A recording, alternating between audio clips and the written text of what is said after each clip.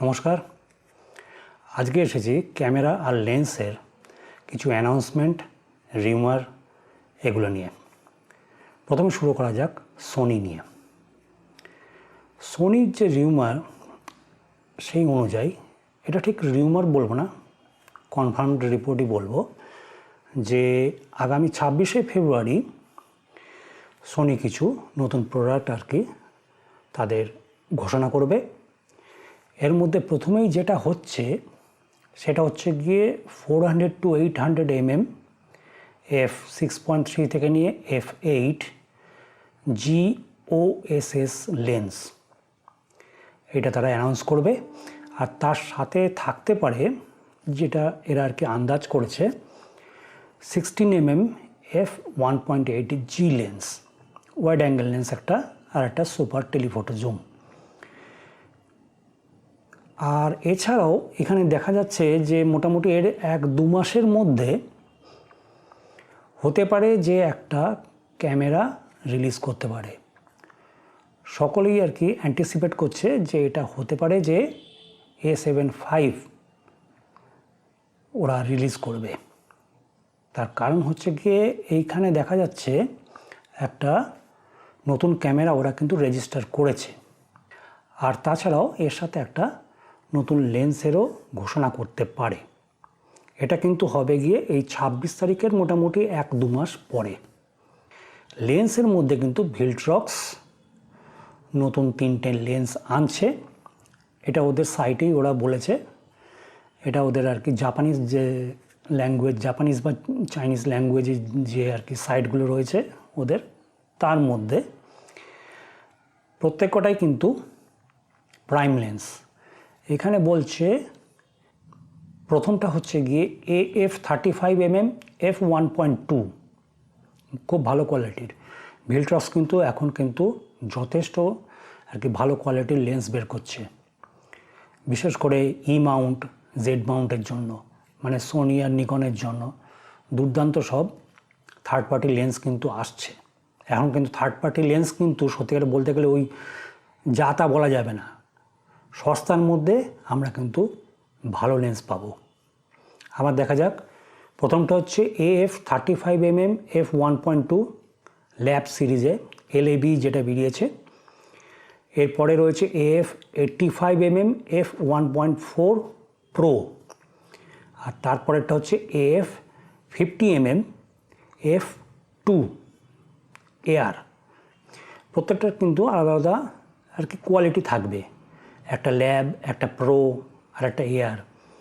মানে কোয়ালিটিতে কীরকম টাইপের ফারাক হতে পারে সেটা অবশ্য এখন আমি জানি না, কিছু না কিছু হবে।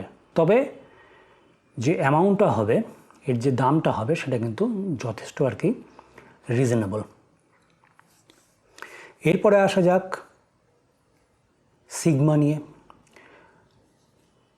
সিগমা যেখানে দেখা যাচ্ছে কিছু লেন্স আনতে পারে, তবে কনফার্ম কোনো রিপোর্ট নেই।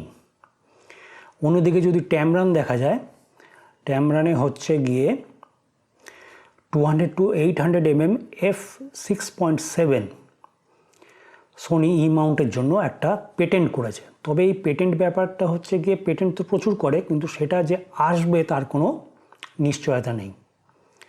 পেটেন্ট অনেক রকম লেন্সেরই করে, নানান ব্র্যান্ড, তার মধ্যে সত্যিকারের সেটা বাস্তবে আসবে কিনা সেই ব্যাপারে এত আগে থেকে বলা যাচ্ছে না। আর এরপরে ক্যাননে আসা যাক। ক্যানন আবার 3টে লেন্স পেটেন্ট করেছে, যা দেখা যাচ্ছে 28 to 105 f4, 24 to 35 f2, আর তারপরেরটা হচ্ছে গিয়ে 24 to 35 f3.5। এই লেন্সগুলো প্লাস্টিকের হবে, মানে গ্লাসের লেন্স হবে না, প্লাস্টিকের লেন্স। ক্যাননের 50mm RF লেন্স যেটা আছে, 50mm f1.8 মনে হয়, ওটাতে ওরা গ্লাসের জায়গায় প্লাস্টিক লেন্স ব্যবহার করেছে, অবভিয়াসলি দাম কমানোর জন্য। এগুলো সবকটাও RF মাউন্টের জন্য, অন্য কোনো মাউন্টের না। এবার আসা যাক নিকন নিয়ে। আপনারা অনেকেই জানেন যারা আর কি খবর রাখছেন যে নিকন অলরেডি দুখানা লেন্স অ্যানাউন্স করে দিয়েছে 35mm f1.2 জেড মাউন্টের জন্য কিন্তু সব। আর একটা হচ্ছে গিয়ে 28-135 f4 পাওয়ার জুম। এটা নিকনের কিন্তু প্রথম power zoom lens, video centric lens, কিন্তু এটা কিন্তু সিনে লেন্স নয়। এটার মধ্যে কিন্তু অ্যাপারচার থাকে এফ ভ্যালুতে আর সিনে লেন্সে থাকে টি ভ্যালুতে। আমি আগেও বলেছি এফ ভ্যালু আর টি ভ্যালুর মধ্যে পার্থক্যটা কি। এফ ভ্যালু হচ্ছে গোদা বাংলায় বলা যাক, এফ ভ্যালু হচ্ছে গিয়ে কোনো লেন্সের ফ্রন্ট এলিমেন্ট দিয়ে যে আলোটা ঢুকছে তার পরিমাপ, আর টি ভ্যালু হচ্ছে লেন্সের মাউন্টের দিকে মানে শেষের দিকে যে আলোটা বেরিয়ে সেন্সরে পড়বে সেটার পরিমাপ। সুতরাং এইখানে যদি এফ ভ্যালু যদি 1.8 থাকে, হতে পারে যে সেন্সরে গিয়ে সেটা পৌঁছচ্ছে f2.8। তার কারণ লেন্সের ভেতরে নানান টাইপের গ্লাস এলিমেন্টস আছে, ওটার মধ্যে লাইট যখন যাচ্ছে তখন লাইটের যে ভ্যালু বা ইন্টেন্সিটি সেটা কম হতেই পারে। তবে জেড মাউন্টে যেসব মানে লেন্সগুলো আসছে সেগুলো কিন্তু বেশ ভালো কোয়ালিটি, খুব একটা হেরফের নেই এফ ভ্যালুতে ফ্রন্ট থেকে নিয়ে এন্ড অবধি। এছাড়াও নিকনের আর একটা যে অ্যানাউন্সমেন্ট হয়েছে সেটা হচ্ছে গিয়ে রেড ক্যামেরা নিয়ে। রেড ক্যামেরায় আমরা দেখতে পাচ্ছি যে জেড মাউন্ট আসছে। আগে কি ছিল রেড ক্যামেরায়, সেখানে ছিল আরএফ মাউন্ট মানে ক্যাননের মাউন্ট। এখন সেই জায়গায় আমরা জেড মাউন্টও পাচ্ছি।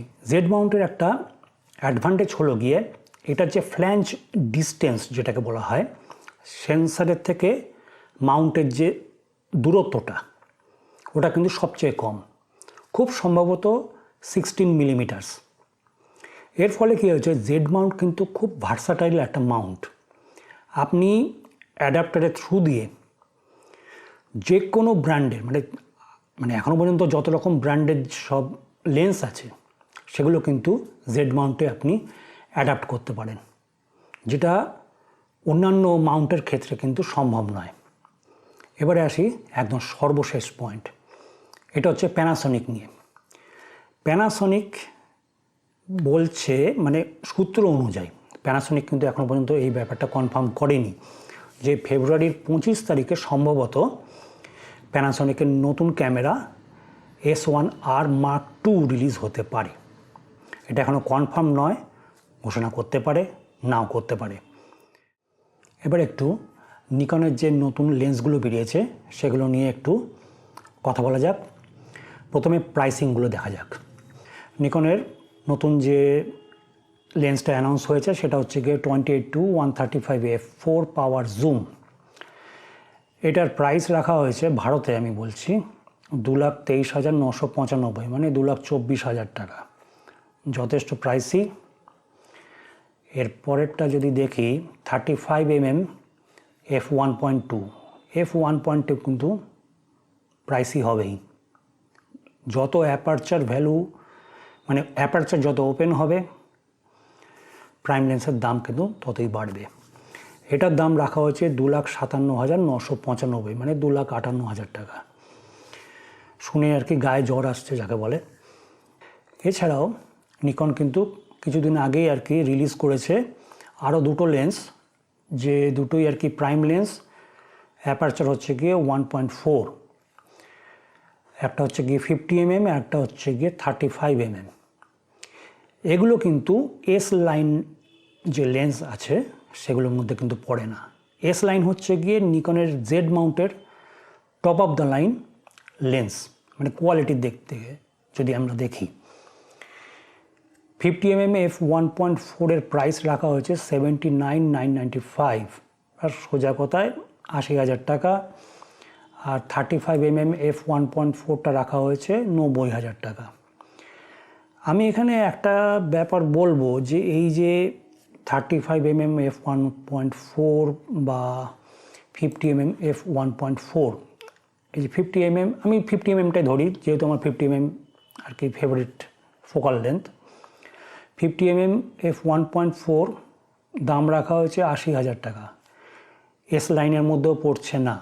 আমি যদি এস লাইন 50mm f1.8টা দেখি, ওটার দাম এখন রয়েছে এমআরপি হচ্ছে 51,000 টাকা। আমি কিন্তু সোজা কথায় বলবো 50mm f1.8 এস লাইন যে লেন্সটা রয়েছে প্রাইম লেন্স, ওটাতেই যেতে। দামটাও কম পড়বে, গ্লাস কোয়ালিটি 50mm f1.4 থেকে কিন্তু অনেক বেটার। সোজা কোথায় চোখ বুঝে একদম ঢুকে যান f1.8। সত্যি বলছি, f1.8 যেটা রয়েছে 50mm এর দুর্দান্ত লেন্স। 51,000 টাকায় বেস্ট। একইভাবে আমি যদি নিকনের 35mmটা দেখি f1.8 এস লেন্স এস লাইনের, সেটা হচ্ছে গিয়ে 67,000 টাকা। আমি 1.4 বা 1.2তে এত টাকা দিয়ে, আমি যদি 1.4টাই ধরি, 1.2 হচ্ছে গিয়ে সাধ্যের বাইরে। 1.4-এর যে দামটা রয়েছে সেটা হচ্ছে গিয়ে 90,000 টাকা, আর সে জায়গায় 1.8 এস লাইন লেন্স হচ্ছে গিয়ে 67,000 টাকা। আমি তো এস লাইনেই যাব। f1.4 আর f1.8-এর মধ্যে খুব বেশি পার্থক্য নেই। গ্লাসের কোয়ালিটি অনেক বেটার এস লাইনে, সব সময় মনে রাখবেন। তাহলে ভিডিও এখানেই শেষ করছি, আবার দেখা হবে। নমস্কার।